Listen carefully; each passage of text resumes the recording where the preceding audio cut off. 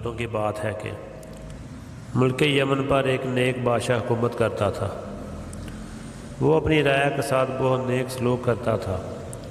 اس کی 4 بیٹیاں تھیں، جن میں سے ایک شہزادی بہت حسین تھی، جس کی خوبصورتی پر باقی شہزادیاں نفرت کرتی تھیں۔ اس شہزادی کا نام سہانا تھا۔ ایک دفعہ ان کا باپ کسی کام کی غرض سے بیرون ملک گیا۔ اس نے اپنی ساری بیٹیوں سے ان کی خواہشات پوچھی۔ ان 3 بہنوں نے قیمتی زیورات لانے کو کہا۔ جب بادشاہ نے چوتھی بیٹی سے پوچھا تو کہ اگر تمہیں کسی چیز کی ضرورت ہو تو مجھے بتا دو۔ شہزادی سہانا نے کہا، مجھے ایک گلاب کا پھول چاہیے۔ ان کا باپ کوئی نہ کوئی بات بھول جاتا تھا، اس لیے صرف شہزادی سہانا کے لیے پھول لے آیا، باقی چیزیں وہ بھول چکا تھا۔ جب وہ گھر آیا تو شہزادیاں دروازے پر کھڑی اپنے باپ کا انتظار کر رہی تھی۔ جب ان کا باپ آیا تو صرف ایک پھول کے علاوہ ان کے پاس کوئی چیز نہ تھی۔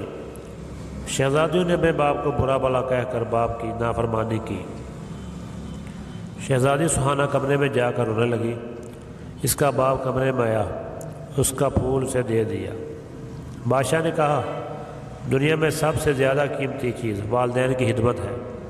چنانچہ جب بادشاہ وہ دوسری مرتبہ بیرون ملک گیا تو سب نے اپنی اپنی چیزیں لانے کے لیے کہا، مگر شہزادی سہانا اس پر خاموش رہی۔ اس نے سوچا کہ اس بار کوئی ایسی بات نہ ہو کہ جس سے میرے باپ کا دل دکھے، تو بادشاہ اپنی بیٹیوں کے لیے زیورات لیے۔ راستے میں ایک جنگل تھا۔ بادشاہ اس جنگل میں سے گزر رہا تھا تو اس نے درخت پر بیٹھے ایک چمگادڑ کو دیکھا۔ وہ چمگادڑ اصل میں ایک خوفناک جن تھا۔ اس نے بادشاہ کو قید کر لیا۔ ایک شہزادہ یہ سارا منظر دیکھ رہا تھا۔